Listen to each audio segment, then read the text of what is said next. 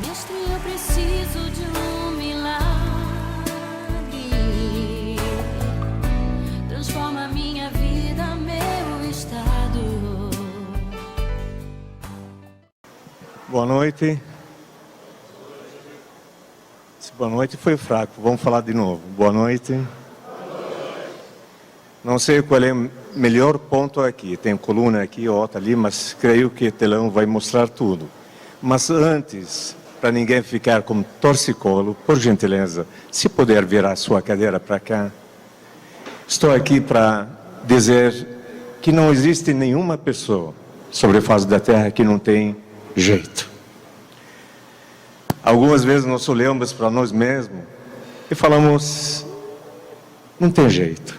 Olhamos para alguma pessoa e falamos, não tem jeito.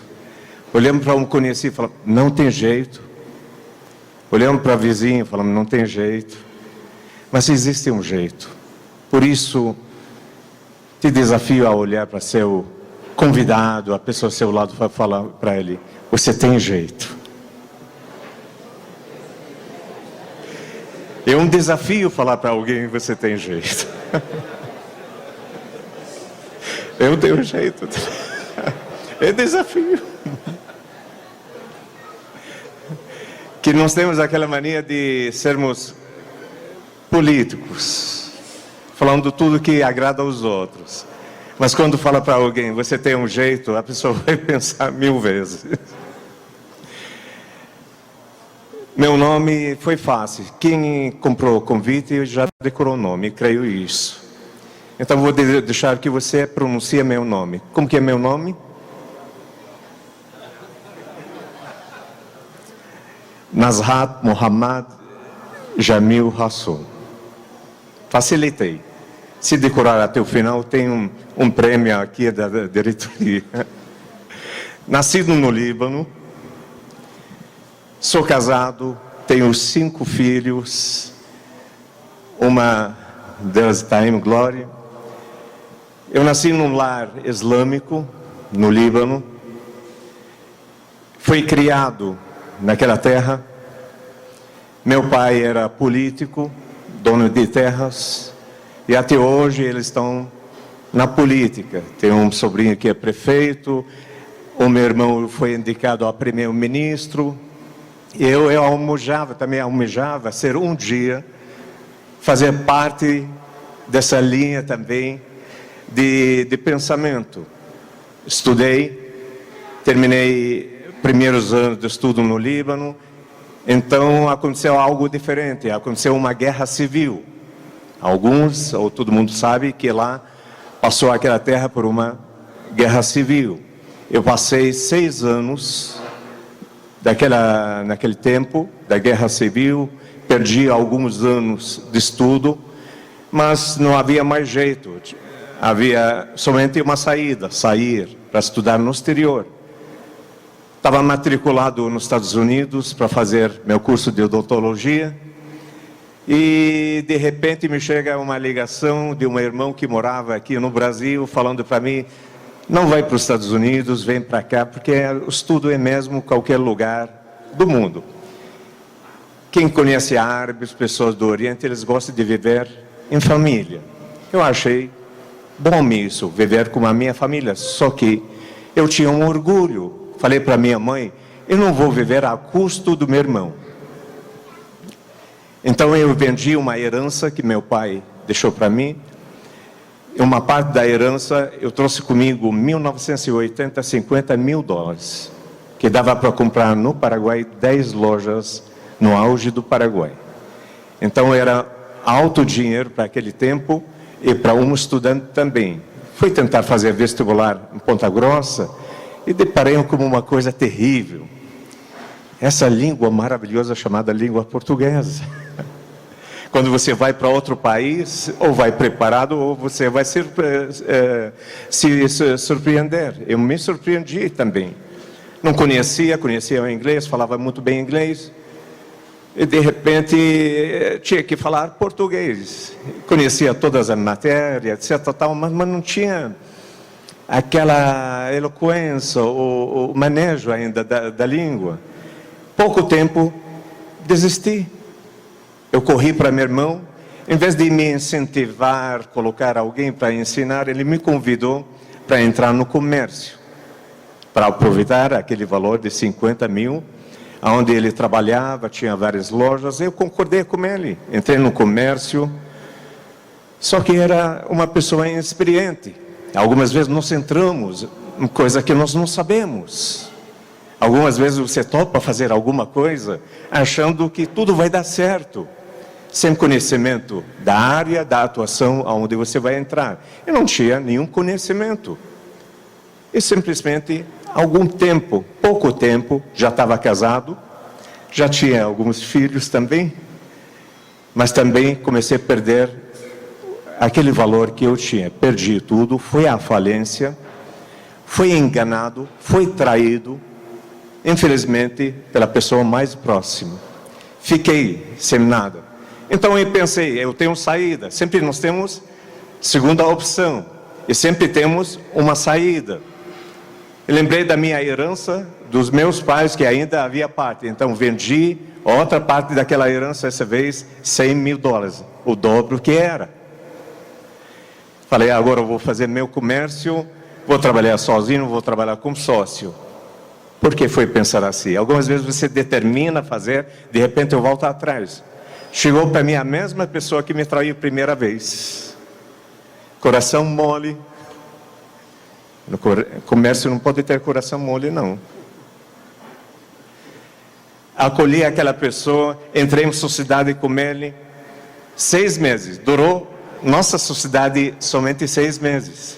6 meses ele quebrou todas as lojas, que eram 4 lojas no Brasil, mais uma no Paraguai. Quebrou todas as lojas. Eu saí quase falido. Eu estava construindo minha casa, tinha uma família, 3 filhos, e somente saí com duplicadas a serem descontadas no banco. Muito bem. Eu consegui somente pagar aquela casa, concluir a casa, e depois acabou o dinheiro. O que você faria nessa hora? Eu tentei fazer de tudo que qualquer ser pode fazer. Procurar emprego, trabalho, fazer qualquer serviço para não viver um aperto. Tinha crianças, uma esposa, mas não tinha mais comércio. Eu fui tentar, nada deu certo. Conclusão, parei. Quem foi trabalhar? A esposa naquele tempo. Foi sustentar a casa. Eu me tornei a dona da casa. Eu comecei a trabalhar dentro da casa, lavando roupa, passando roupa. Imagina um árabe cheio de orgulho fazendo esse serviço. Aqui em Londrina ninguém tem isso, todos os homens trabalham. Isso depois vão consultar as mulheres aqui. Todo mundo ajuda dentro da casa, sem dúvida. Eu tinha que fazer todo o serviço, cuidar das crianças, e a mulher chegava no final do dia reclamando daquele serviço. Que aqui nenhum homem reclama disso, nenhuma mulher reclama do marido. Eu vi tantos homens pegando tanto bombom hoje. Eu vi homens pegando uma dúzia de uma vez, falando por uma semana que não falou que ama. Brincadeira. Então, para uma árabe saindo daquela terra que tem tanto orgulho, que não queria viver a custo de ninguém, sendo sustentado, para mim foi demais. 1 ano e meio a esposa naquele tempo foi trabalhar, sustentando a casa, e eu clamava de todas as formas para sair daquele jeito. Tentei qualquer tipo de emprego, até no final comecei a clamar por qualquer assunto. Escuta bem, quando nós começamos a clamar por qualquer assunto, esse assunto vem oportunidade. E decisões erradas nessa hora é tomada também. Pelo aperto, pela dificuldade. Quando eu olhava para os meus filhos dentro da casa, abrindo aquela geladeira que era cheia antes, rica, e pediam coisas simples de criança e não havia, para mim não foi tão fácil isso, não. Quem já passou por lutas aqui, dificuldades, apertos, sabe o que significa essa palavra, olhar para seu filho, olhar para sua filha, olhar para dentro da sua casa e falar, agora não sei aonde vou pôr sobre a mesa. Nessa hora tomamos decisões erradas. Mas eu estava esperando algum milagre, algum acontecimento. E um milagre acontece. Seja positivo ou negativo, vai acontecer. Um dia me liga uma pessoa conhecida, me falando que ele sabia da minha situação, sabia que eu estava parado há mais que 1 ano e meio, não estava trabalhando, estava mais perto. E ele me convida para trabalhar como representante de uma firma no exterior. Como eu falava inglês, falou, você é indicado para isso. Um amigo meu que tem isso, só entra em contato com ele no Rio de Janeiro e acerta umas coisas para você tornar um representante comercial. Para mim a alegria foi demais. Como a alegria de qualquer um que passa por dificuldade, de repente você consegue seu empréstimo, consegue pagar aquela dívida pendente, o juiz de repente dá ordem, e você sai alegre, vai festejando com a família. Eu estava naquela condição, chegou a solução para a minha vida, vou ser representante comercial, e ainda no exterior. O título é muito bom, mas a realidade foi outra. Quando cheguei no Rio de Janeiro, eu descobri que o trabalho não era representação comercial, coisa nenhuma. Era convite, e o convite era recusável, mas para mim naquele tempo não era recusável. Porque diante de mim estava uma família, diante de mim havia face daquelas crianças, e eu queria sair daquela situação. Fui convidado a trabalhar como tráfico de drogas. Uma coisa que eu não pensava na minha vida fazê-la. Nunca foi ensinado isso. Aliás, ninguém nasce pensando fazer o mal. E ninguém nasce para fazer o mal. Mas algumas vezes a circunstância da nossa vida nos leva. E nós aceitamos fazer o mal. Era convite. Eu pensei naquela hora, ou aceito ou não aceito. Mas a condição que eu estava vivendo me obrigou a aceitar, pensando como muitos hoje em dia pensam, vou fazer uma vez e pronto, acabou. Somente vou alcançar aquele valor determinado, reerguer a minha vida e depois viver uma vida pacata junto com a família.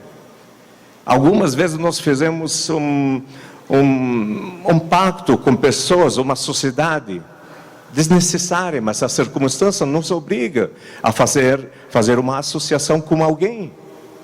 E no final nos arrependemos amargamente. Eu aceitei, a condição que foi me dada foi uma condição normal, porque normalmente esse pessoal simplifica o trabalho que vai ser feito. Falam para mim que vai ser assunto de pegar um carro, dirigir um carro por 2 quadras, e acabou o assunto. E ainda me pergunta quanto você quer para fazer esse serviço. Eu pensei, pegando um carro para andar 2 quadras e entregar para alguém, é de graça, tem que ser de graça. Eu não tinha experiência nenhuma. A pessoa que me chamou, de repente me oferece $50 mil para fazer aquilo. Quase a primeira parte do dinheiro dos meus pais. Um valor altíssimo para seu tempo. Concordei a fazer aquilo, pensando que ia fazer uma vez e pronto, e acabou. Esse negócio foi realizado no exterior. Não foi fácil, como foi dito. Todo dia tinha que sair para um depósito, abrir aquele depósito, tirar uma mercadoria, uns 200 quilos de cocaína, carregando 2 vezes por dia aquilo, saindo na cidade de Nova York, de Brooklyn a Manhattan, passando por aquela ponte famosa dos filmes, carregado com aquelas quantias, entregando para um traficante colombiano no outro lado. Foi uma semana, não foi somente pegar um carro e acabou o assunto. O mal simplifica aquilo que vai acontecer. Para mim foi assim, foi atraído, como muita gente, muitas vidas sendo atraídas facilitando. Você vai ganhar dinheiro. As pessoas vê somente os valores, não vê o risco, não vê que a vida deles está sendo colocada em xeque, não entende que um dia podem perder a própria família, e assim por diante. Terminou aquilo que eu fiz, não aconteceu nada, voltei e falei, nunca mais vou trabalhar. Mas o mal opera numa forma que nós não entendemos. Quando eu cheguei para receber minha gratificação, eu recebi $50 mil e recebi a mais $30 mil a mais, pelo bom serviço que foi prestado, como reconhecimento. Então falei, agora eu tenho muito mais que eu precisava para recomeçar. Nunca mais juntei a família, fui para passear com a família. Nós estávamos em Maceió, na praia, tranquilos. Não falei para ninguém aonde eu estava, nem para a sogra. Um perigo falar para a sogra.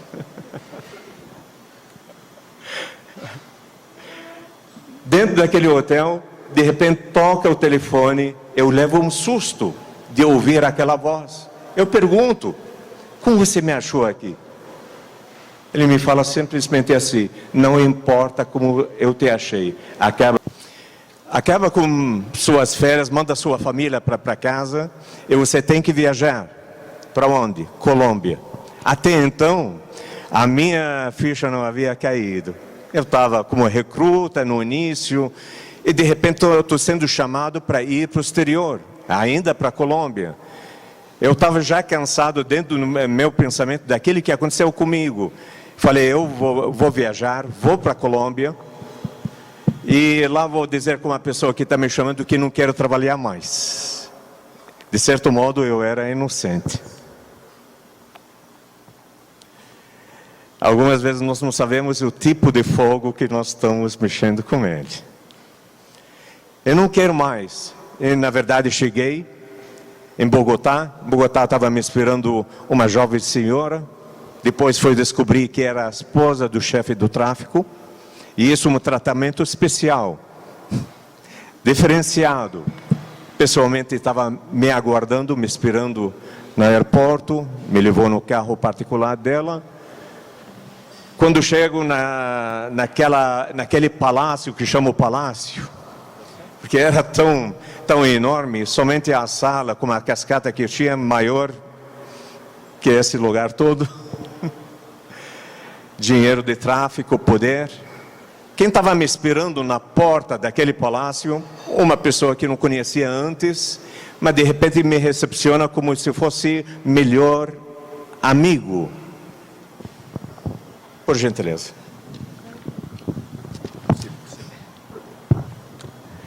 Aquele homem me abraça na entrada, me pergunta, como está sua esposa, fulano? Ela está bem, com tanto dinheiro que eu ganhei. Não vou estragar tudo. Como está seu filho, fulano? Como está sua filha, fulano? Como está a pequena? Ela foi batizada? Eu quero ser padrinho dela também. Você conhece tudo da minha vida. Obrigado. Na linguagem de tráfico, você está na nossa mão, conhecemos seu andar, sabemos aonde você vai, sabemos detalhes da sua vida, sabemos quem é você e quem é a sua família. Não existe uma parte na terra onde você pode se esconder de nós. Eu descobri que estava lidando com cartel de Cali de Colômbia. Assim mesmo, no início da minha inocência, eu estava pensando dizer, não, eu não quero mais trabalhar nesse lugar com você, eu quero viver só, eu quero viver a minha vida. Aquele homem foi falando das coisas boas que eu fiz, foi falando das minhas qualidades. Eu não sabia que eu tinha qualidades. E aquele homem falava e eu estava angustiado, querendo dizer, não quero mais trabalhar. Eu queria ver minha família, minha pequena que ficou doente. Quando viajei por tanto tempo, fiquei 2 meses longe dela, ela ficou doente. Hoje essa minha filha tem 34 anos de idade. Não quero trabalhar mais, mas o homem não parava. Ele olhou para mim e falou, e meus sócios achamos por bem substituir aquele que estava liderando vocês no exterior e colocar outro. E chegamos a uma conclusão, que você é indicado para assumir esse cargo. Eu queria dizer não para ele. E mais, para você trabalhar nisso, você vai ganhar pouquinho a mais daquele que você ganhou. Queria dizer não para ele. Aquele homem fala, você vai ganhar, você não vai trabalhar, vai ter pessoas, você vai recrutar, vai abrir empresas, vai fazer serviços que tem que ser feito no exterior. Você não vai colocar suas mãos no trabalho, vai ter outros subordinados a ti. E para isso, você vai ganhar um pouco a mais. Vai ganhar $1 milhão. Na hora, falei, sim, eu quero. Meu preço naquele tempo era $1 milhão.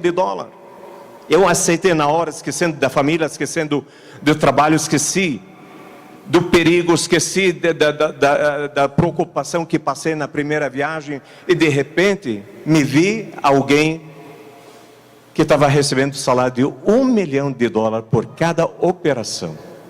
Geralmente é feita mais ou menos umas 4 operações por ano. Naquela região onde estava sendo feita. 4. São 4 milhões. Estou falando nas meadas de 1980. Hoje em dia $1 milhão é alto. Imagina naquele tempo. 30 e poucos anos atrás, como era isso.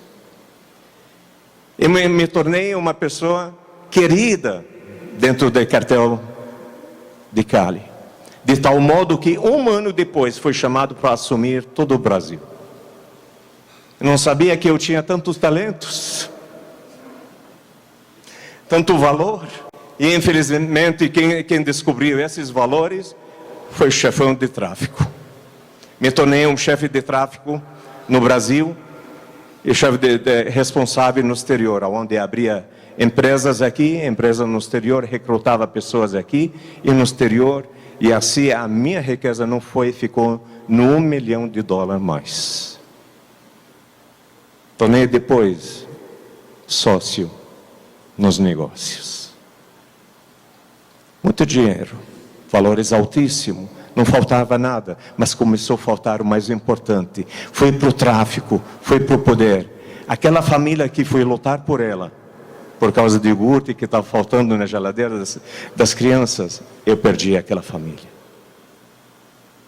Não havia mais tempo, nem para dizer eu te amo, ou para dizer para o filho, vamos brincar um pouco.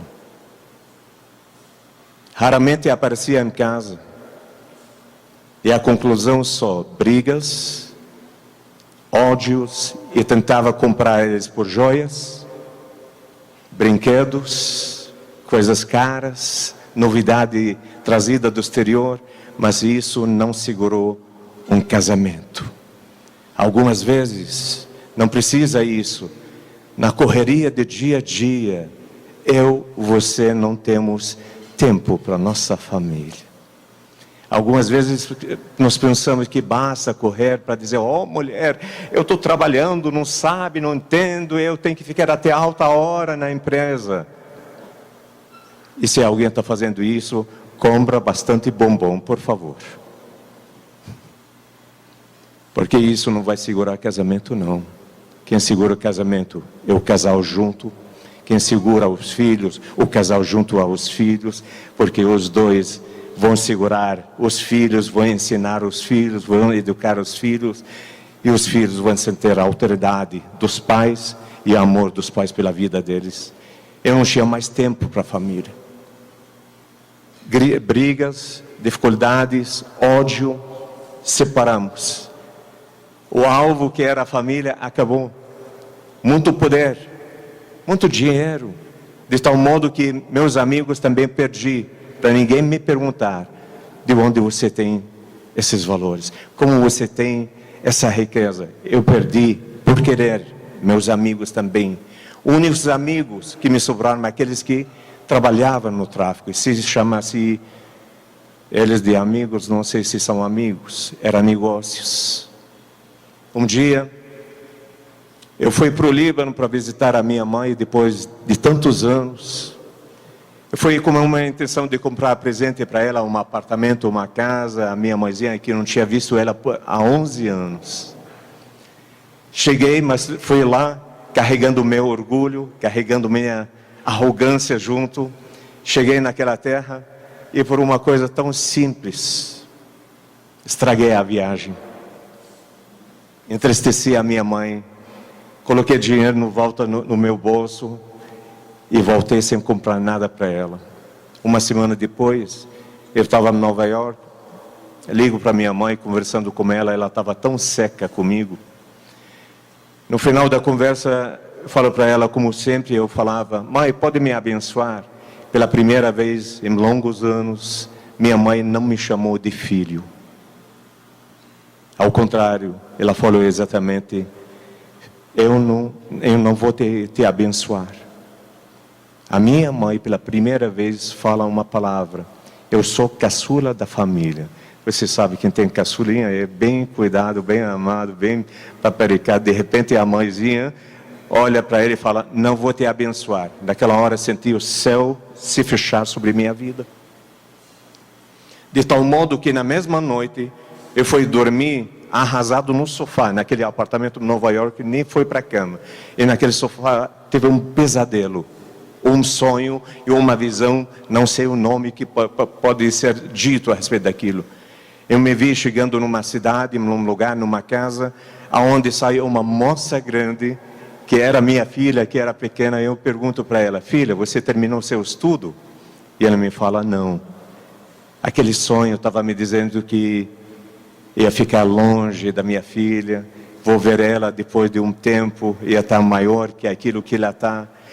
Parece que a decisão divina estava se estabelecendo na terra contra uma pessoa que estava transgredindo, estava fazendo as coisas erradas, precisava ser despertado. E algumas vezes nós precisamos ser despertados, porque a nossa consciência fica cauterizada naquele que a gente faz diariamente, e nós não percebemos o mal que estão fazendo ao nosso próximo, as pessoas que estão ao nosso redor. E muitas das vezes atingimos a nossa própria família, sem querer, sem perceber que nós estamos fazendo mal. Eu acordei daquele sonho arrasado. E a partir daquele momento, a minha vida começou a entrar uma ruína maior que aquela. Comecei a ganhar muito dinheiro, mas a minha vida se arruinando. Não sentia mais a paz, não sentia mais a alegria.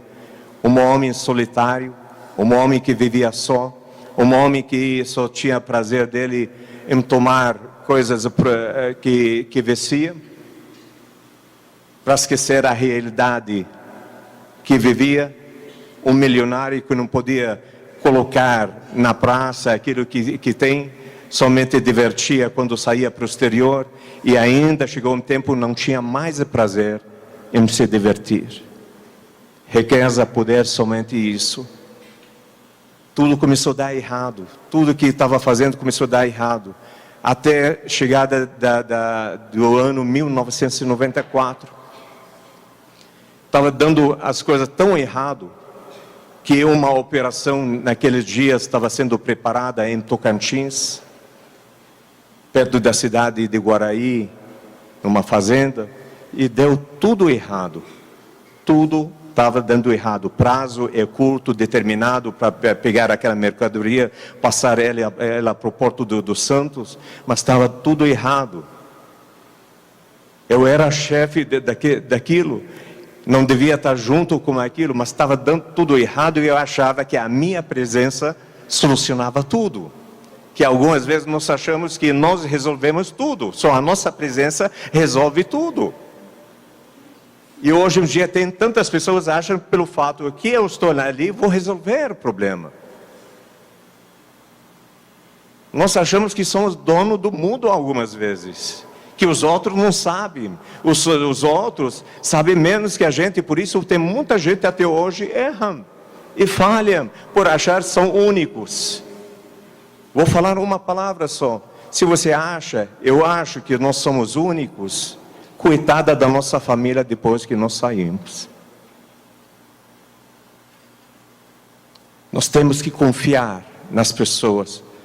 Não falo de tráfico, mas em qualquer área. Nós precisamos de socorro, de ajuda das pessoas ao nosso redor. Como numa empresa, a empresa não funciona porque o diretor, o supervisor está ali, mas porque tem um conjunto de pessoas que tem que ser tratada num modo humano, respeito, para produzir melhor. Algumas vezes achamos que só nós que resolvemos o problema. A minha palavra resolve. Por isso me desloquei do lugar do meu esconderijo e fui para acompanhar aquela carga. Uma carga que caiu na mão da Polícia Federal em 1994, em 4 de junho daquele ano. Jornais, televisões e muitas partes do mundo falaram sobre isso, porque não foi qualquer caso. Foi a maior apreensão de cocaína da América Latina.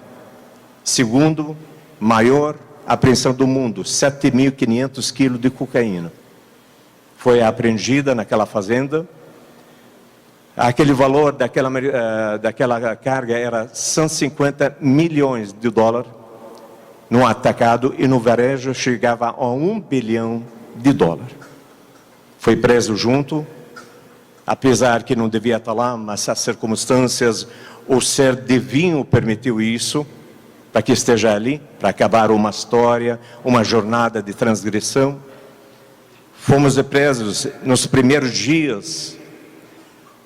Nós ficamos dentro de uma fazenda, antes de chegar para a fazenda, para invadir a fazenda, porque foi preso numa estrada perto.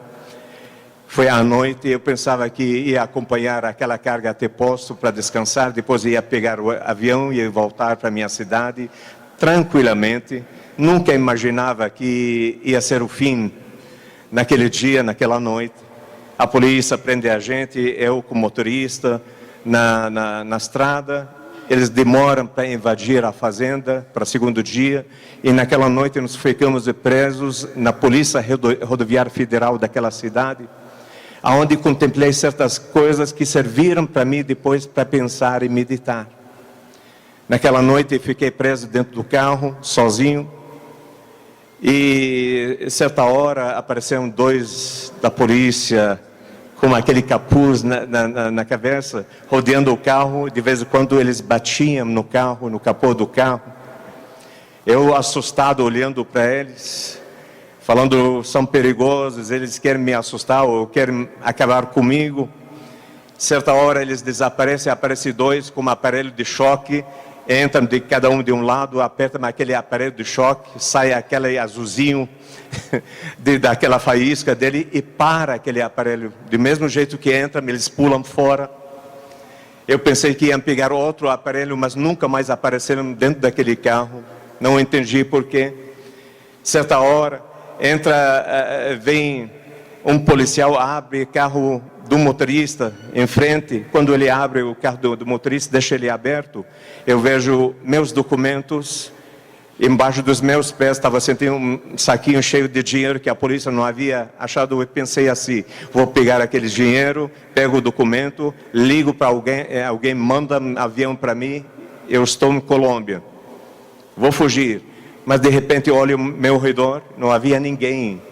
Naquela escuridão, ninguém mesmo, nenhuma polícia. Aí pensei, acho que eles abriram aquela porta para tentar fugir, para me dar tiro. Pensei, aí desisti de sair daquele carro. Terminando aquela noite, no segundo dia invadiram uma fazenda. Eu fui levado para dentro daquela fazenda com uma sede de uma noite anterior. Fomos amarrados nas árvores dentro daquela fazenda. Quem conhece Tocantins, quem tem fazenda por lá, naquela terra árida, areia, parece areia de praia, e aquele calor. Então chegou a tarde e a gente estava sem água.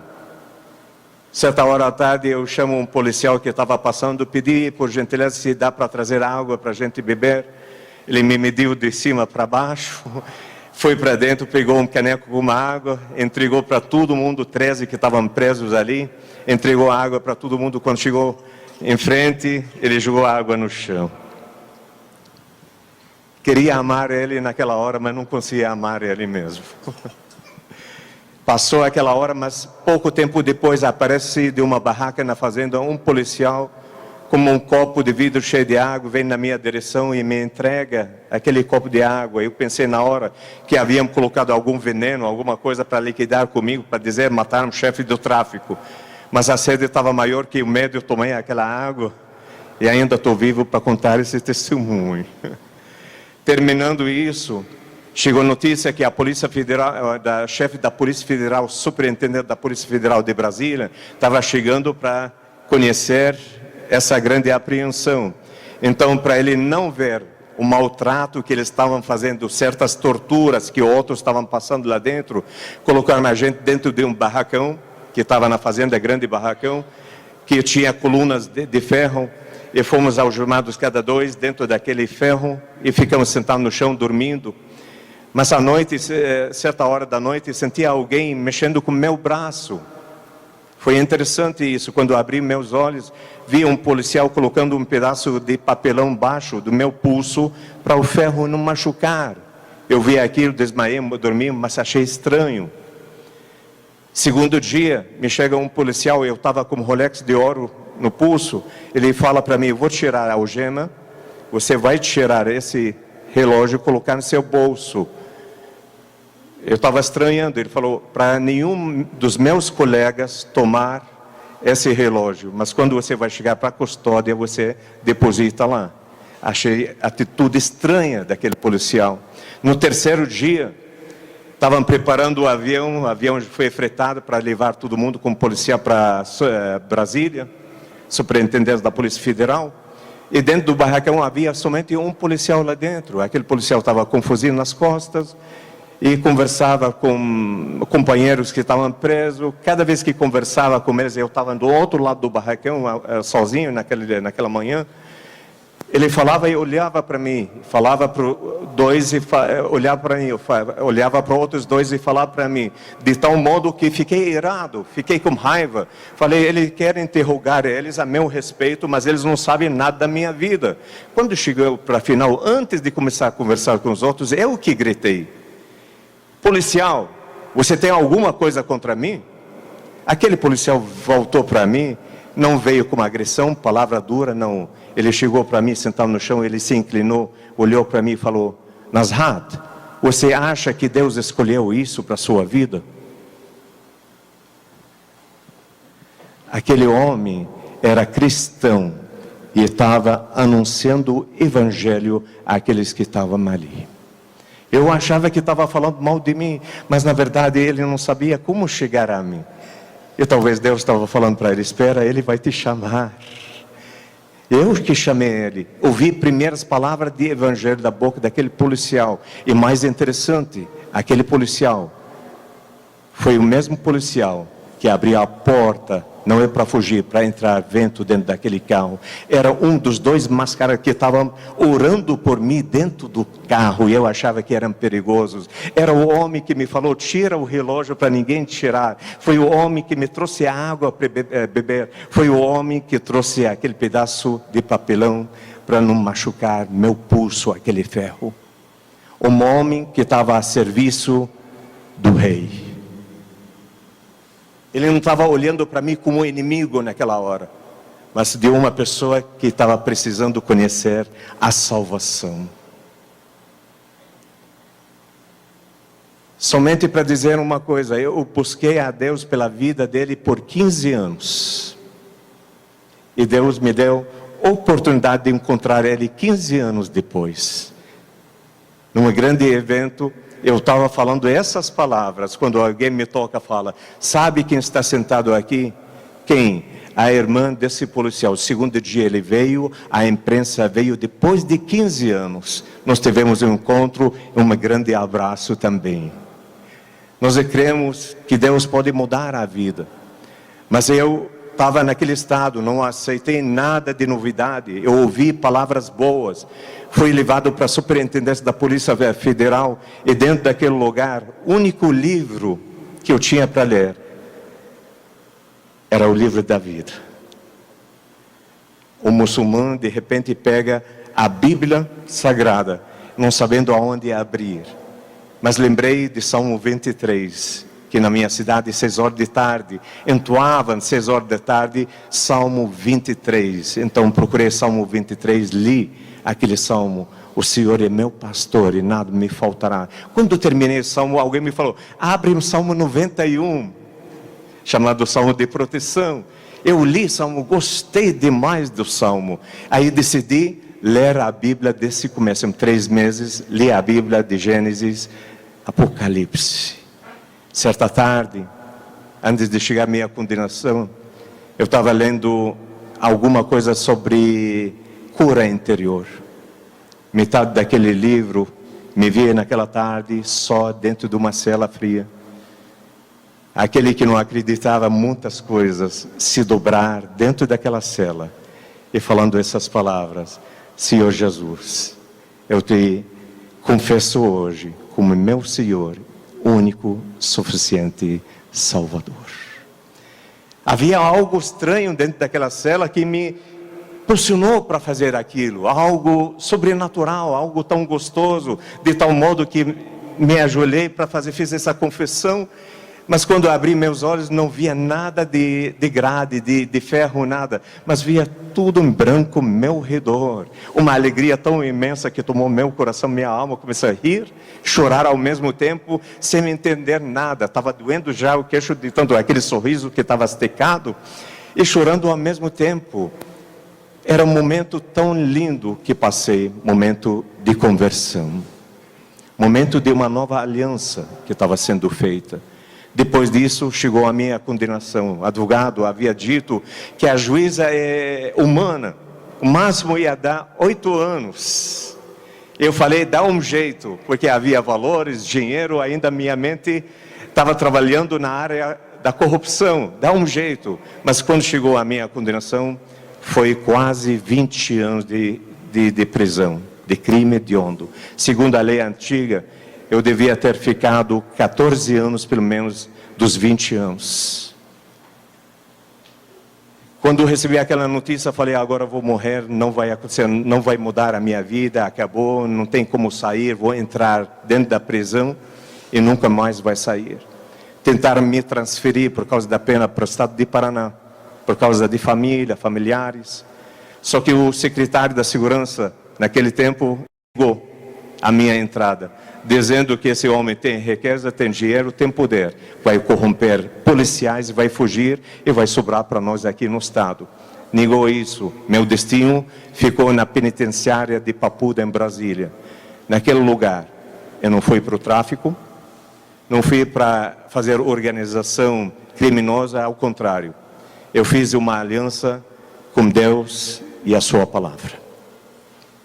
Aonde fui ter mais experiências com Deus, aonde dentro daquele lugar meu estado começou a mudar rapidamente por causa dessa aliança. Começou novidades acontecendo na minha vida. Havia 3 pátios diferenciados lá. No último, para aquele que quase para sair, a minha mudança para outro pátio foi dentro do humano. Eu me batizei depois de 3 meses dentro do presídio, para as pontos da polícia também, até chegar a me perguntar, é verdade isso ou mentira? Que qualquer um pode duvidar na atitude de uma pessoa dentro de uma prisão. Me mudaram rapidamente porque procuramos alguém para dar ensino da língua inglesa para quem estava preparando para fazer vestibular lá no presídio. Aí descobriram que eu faço isso, me chamaram para lecionar. Naquele pátio fui mudado para o 3º pátio, onde tinha mordomia, podia comprar meu refrigerante, meu docinho, e o mais importante, havia uma igreja constituída naquele lugar. Deus estava mudando tudo na minha vida tão rápido, mas me faltava uma coisa. Algo, uma ferida que estava na minha alma. Aquela voz que não reconheci quando pronunciou aquelas palavras. A voz da minha mãe, quando falou, não te abençoo. Aquilo martelava minha cabeça, minha mente. Eu queria mudança. Mas como dentro da prisão? Ela mora no Líbano, eu estou preso. Mas um dia, sem questionar como aconteceu, como entrou, na segurança máxima, entrou um celular.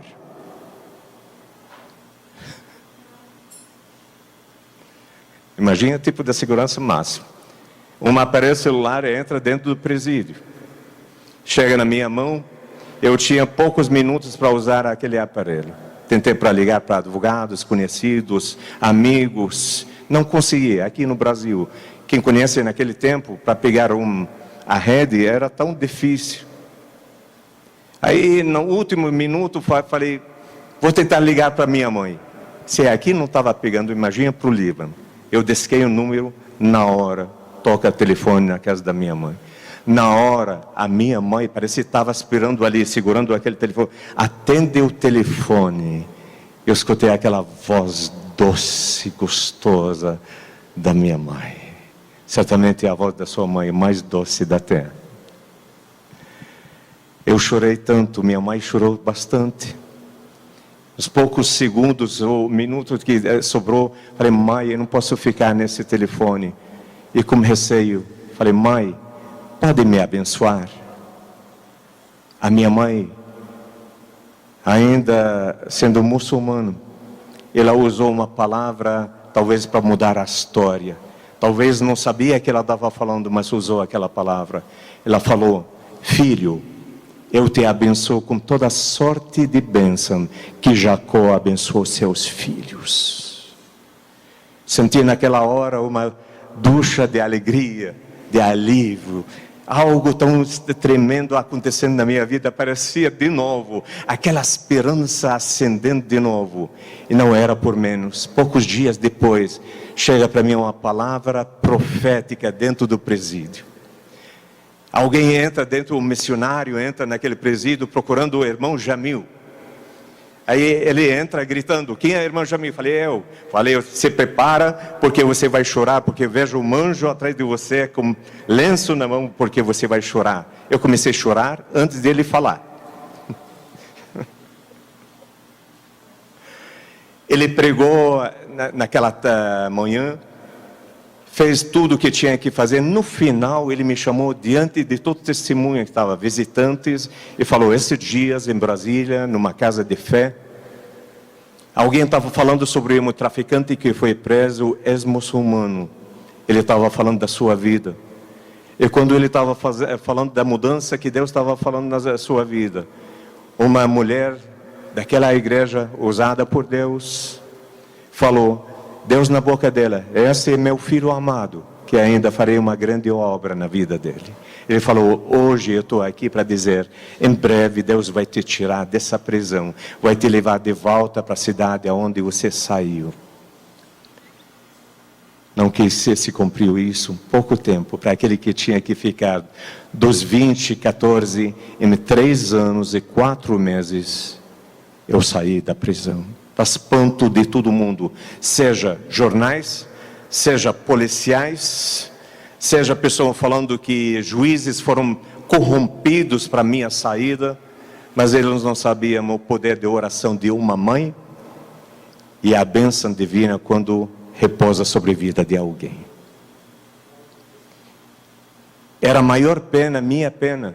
Eu fui o primeiro a sair da prisão. Os outros padeceram por anos dentro. Saiu como primeiro, voltei para a Foz do Iguaçu. Voltei, e alguém pode me perguntar, e o dinheiro? Eu estava com dinheiro para recomeçar a vida? Não. Deus não permitiu aquele dinheiro permanecesse na minha mão, dentro da prisão, por causa de procuração, passando para a polícia não pegar, supostamente. Eu perdi tudo aquilo, porque eles achavam que ia morrer dentro da prisão. Quando saí, e não fui atrás de nenhum desses, porque saí com um pensamento diferente. Não corri atrás daquele dinheiro, não pedi a ninguém esse dinheiro de volta, porque aprendi que não era dinheiro lícito, que custou sangue, custou vidas também. Eu saí sem nada, zerado de tudo, menos um apartamento que eu tinha. Deus talvez permitiu aquele apartamento até ficar por um tempo dentro dele. Passei por lutas maiores que me levaram para o tráfico. Passei por dificuldades maiores que qualquer um poderia dizer, porque não vai fazer alguma coisa diferente para sair daquela situação. Eu tinha um amigo, esse amigo não me deixava, chamado Jesus Cristo. Eu frequentava uma casa onde havia uma senhora que orava pelos outros. E um dia, aquela mulher, ela olha para mim e fala: o diabo vai te ligar. Eu olhei com espanto para ela, falando: mas como o diabo vai me ligar? O diabo vai te ligar. Não deu explicação. Uma semana depois, dentro do apartamento, no auge de grande dificuldade, escuto uma voz conhecida me ligando, me convidando para fazer a última operação. Valor altíssimo. Era meu momento de decidir na vida: olhar para trás, voltar daqueles votos ou permanecer. Eu agradeci a pessoa que me ligou, desliguei o telefone, fui para a sacada do apartamento no 20º andar, dobrei meu joelho, olhei para o céu estrelado, falei: Senhor Jesus, não te troco mais por 1 milhão, 10 milhões, não importa o valor, porque o Senhor é responsável por minha vida. E na verdade, Deus tomou a minha vida. Eu vivo debaixo da graça de Deus há mais que 24 anos, mais ou menos 24 anos, desde a minha saída da prisão. Nunca entrei no tráfico mais, nunca precisei fazer isso, mas Deus se encarregou na minha vida. Tenho uma família feliz, família abençoada. Hoje a minha esposa não veio, mas estava comigo em outros capítulos até então. Ela cansou um pouco, deu para ela descanso, para ficar junto com minha caçulinha, mas sempre me acompanha, e ela é fiel testemunho da nossa vida. Deus mudou a nossa história, mudou o nosso jeito. Nós não precisamos colocar a mão naquele que não é abençoado, aquele que é lícito. Somos honrados aonde nós andamos, em tudo que fizemos, e isso que importa. Importa viver uma vida digna. Conheci a Donep há mais que 25 anos, quando era comerciante na cidade de Del Este, mas também trabalhava com tráfico. Fui para um jantar que nem esses, como alguém talvez foi convidado, foi por causa de jantar. Depois me convidaram tantas vezes, eu não tinha mais tempo, ou não queria também, mas depois voltamos para a Donep. Hoje um dia somos sócios no capítulo 32, que ele manda grande abraço para a mesa diretora, para todos aqui. E aprendemos a viver, não é por circunstância, mas por princípios também. Aprendemos a sermos um povo feliz, aprendemos a sermos uma família feliz, aprendemos a ter tantas coisas, sem necessidade de ter tantas coisas ao nosso redor. Hoje podemos dizer que a gente faz parte do povo mais feliz da terra, sim. Somos uma família que anda junto, que discute junto, que resolve junto, que vive junto, e a nossa família é uma família debaixo da bênção do Senhor. A minha história resumida foi essa. A sua história pode ter algum desfecho diferente também. Ninguém aqui passou por tráfico, ninguém passou aqui por dificuldade dessa talvez que eu passei. Mas olha a situação aonde eu estava. A condição que muitos queriam minha morte. Condição de ódio e de raiva. Eu tinha uma filha do primeiro casamento que me odiou tanto, que um dia viu a agenda dela escrevendo com sangue dela, que ela me odeia até a morte. Para um filho falar isso do pai, imagina a vida como foi. Mas Deus restituiu e restaurou essa área também. Deus mandou ela para viver em Foz. E um dia foi me procurar.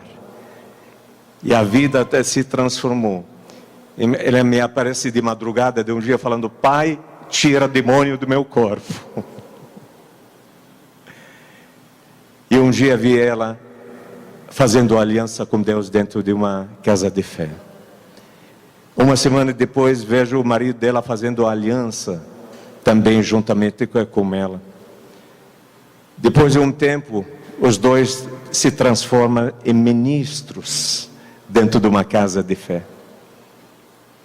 Um filho meu que é advogado em Itajaí, uns 10 anos atrás ele me liga: pai, eu vou para Foz.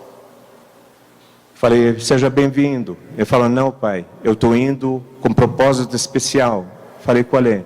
Eu estou indo, mas eu quero ser batizado. Quem vai me batizar é o pai. Deus vai muda a nossa história, muda o nosso passado. A filha que era pequena naquela história, nesse ano Deus me deu uma alegria de ver ela, através do testemunho que eu dei no começo de ano. Eu estava em Santa Catarina, ela foi junto pela primeira vez. Depois, um mês, ele manda fotos, ela sendo batizada dentro daquela igreja. Nós estamos na presença de Deus, porque o único caminho. E isso, hoje que quero falar para você, talvez você está passando por dificuldade. Você tem problema na casa, tem problema no trabalho, problema com saúde. Você ouviu o que Deus fez na minha vida, através de não é simples, uma profunda aliança que fiz com Ele. Uma entrega que eu cheguei a dizer, eu entrego tudo na sua mão. E foi uma entrega real, verdadeira, sincera. E a partir daquele momento, Deus falou, você não sabe fazer, não tem visão como você vai realizar, mas eu vou fazer. E assim Deus foi mudando, Ele fazendo as coisas na minha vida, mudando a história, pouco a pouco. Para chegar até esse momento de ser colocado em frente de vocês, apresentado por uma mesa honrada, para trazer essa palavra para vocês. Talvez vocês estão passando por luta, dificuldade, alguma coisa impossível na vida de vocês. Por isso, aquilo que aconteceu na minha vida, estou aqui para ofertar para vocês também. Eu não tenho medo de errar, dizendo para vocês, façam de igual modo, vão experimentar uma nova vida, uma mudança. Eu não tive a oportunidade de conhecer os visitantes essa noite, que tinha muito movimento. Se me permitem, eu quero conhecer os visitantes que estão hoje, foram convidados. Quem são? Pode dar um sinal só para conhecer. Que Deus abençoe a cada um, que Deus abençoe a cada um. Tem bastante visitantes. A vocês, visitantes, meu desejo que essas palavras que eu falei ter achado no coração de vocês um lugar, e através disso a vida venha mudar. Mas vou dizer outra palavra: sem uma aliança não há mudança, sem uma atitude positiva diante de Deus não existe mudança. Por isso eu quero fazer um ato. Se você acha por bem de fazer comigo, vou te agradecer, porque vai ser para seu bem, como foi um dia para o meu bem. Se você acredita nessa palavra que foi dita, hoje nós não mostramos recortes da Isto É, não mostrei os livros que foram escritos, jornais que escreveram sobre o rei da cocaína, mas todos vocês estão aqui, a mesa diretora já conheceu, e vai descobrir que realmente Deus fez milagre na minha vida, mas fez milagre através de uma aliança. Se você está passando por dificuldade, tem um problema na sua vida, a qualquer nível, eu quero te convidar a fazer aquilo que eu fiz, uma aliança com Deus essa noite. Se você concorda comigo, quero te convidar a se colocar em pé nessa hora, por gentileza. Eu sei que os passos são apertados, mas se puder levantar, levante agora. Que queria fazer uma pequena oração junto contigo. E nessa oração tenho certeza que Deus vai mudar a sua vida, a sua história, como mudou a minha história, mudou a minha família, mudou meu passado, meu relacionamento com minha família, primeira família. Se quiser receber essa oração, por gentileza, pode levantar, eu vou orar junto contigo.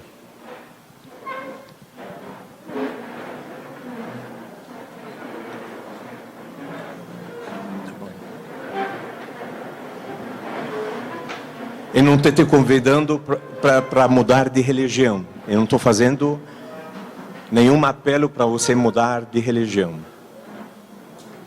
Mas para conversar com Deus a respeito daquilo que você está passando. E você estaria compartilhando contigo aquilo que eu fiz. Naquele dia, naquela solidão de uma cela, onde a minha vida mudou. Eu sei que na outra ala talvez tem pessoas ali. Se querem participar aqui, vocês estão me vendo, mas se querem vir para cá, vem aqui também. Apesar que o espaço é limitado. Fecha seus olhos agora, por favor. Coloca sua mão sobre seu coração.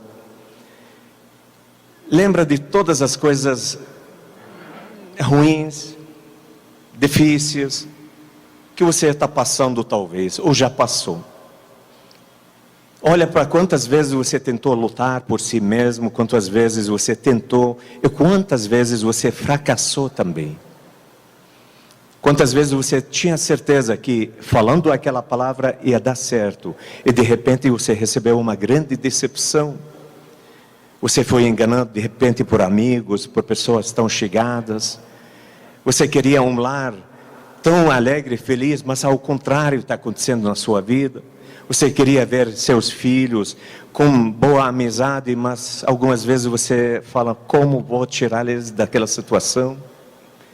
Algumas vezes seus negócios parece que não andam, não vão em frente, estão no mesmo lugar há anos, não muda, passa ano, outro ano não muda, e você está questionando por quê, por quê, por quê? Eu estou aqui para dizer, existe solução para a sua vida. Assim como um que estava no mundo de crime, assim como alguém foi odiado pela sociedade, assim como alguém que muitos queriam a morte dele com razão também, alguém que praticava coisas ruins, Deus olha para ele e fala, mediante aquela aliança, eu vou te mudar a vida, eu vou te dar outra oportunidade para que seja honrado na mesma sociedade que queria a sua morte. Se Deus mudou o meu estado, mudou aquele que era horroroso, mudou aquele que estava horrendo na minha vida, mudou a história da minha vida, será que não pode mudar seu casamento? Será que não pode mudar sua situação comercial? Será que ele não pode mudar sua situação familiar? Será que ele não pode tocar na sua saúde para receber milagre de cura? Claro que sim, mas ele precisa ouvir a sua voz, e a sua voz dizendo que ele pode isso se ele quiser. Por isso gostaria de orar. Lembra de todos os momentos difíceis na sua vida, e faça de voz alta, se puder, faça de voz alta, repete comigo essas palavras que me deram vitória um dia, e não vão ficar para mim essas palavras, quero compartilhar contigo, porque essas palavras são verdadeiras, e Deus vai habitar na sua vida, vai mudar a sua história. Coloque a sua mão sobre o seu coração e diga comigo, Senhor, Senhor, a minha vida está cheia de muitas altas e baixas, Senhor. Eu não tenho, muitas das vezes, para onde fugir. Algumas vezes eu penso na minha capacidade, mas muitas das vezes a minha capacidade não serviu para nada. Algumas vezes penso no meu intelecto, mas muitas das vezes vi que meu intelecto não me levou a lugar nenhum. Algumas vezes penso que o dinheiro que tenho na mão resolve, mas vejo certas coisas que o dinheiro não resolve, Senhor. Por isso, nessa hora, quebrantado diante de Ti, reconhecendo com toda a humildade meus fracassos, minhas falhas, eu estou aqui para fazer uma entrega e fazer uma aliança. Por isso, essa noite, Senhor Deus, eu estou diante de Ti. Senhor Jesus, eu te confesso, nessa hora, como meu Senhor e o único suficiente Salvador.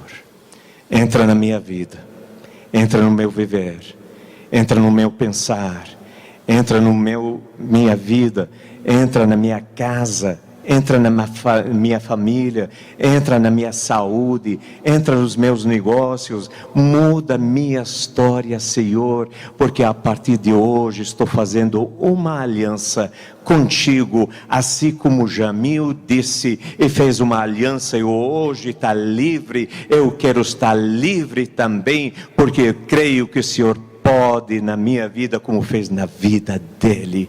Pode dizer amém? Eu creio. Se mantém de olhos fechados. Senhor, esses já oraram, já confessaram, já declararam, Senhor, que Tu és o único que pode solucionar a vida deles, Senhor.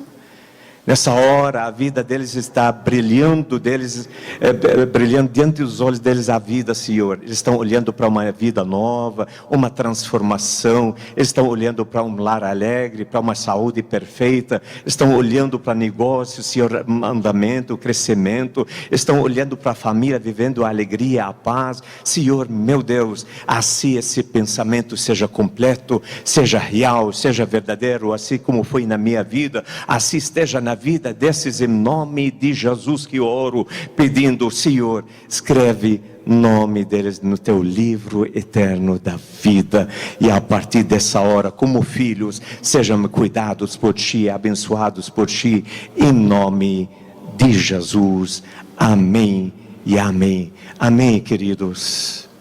Quem fez essa oração pela primeira vez, pronunciou de voz alta, me dá um sinal. Quem fez pela primeira vez essa oração?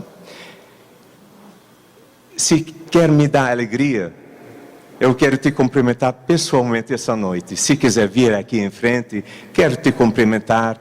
Aqueles que fizeram essa oração pela primeira vez, venha aqui, vou deixar com você uma lembrança para lembrar desse dia. Por gentileza, pode vir aqui, quero te abraçar e quero te dar as boas-vindas às vitórias que vão vir. Quem fez isso, eu estou esperando aqui, pode vir. Pobre pecador, Deus me ama.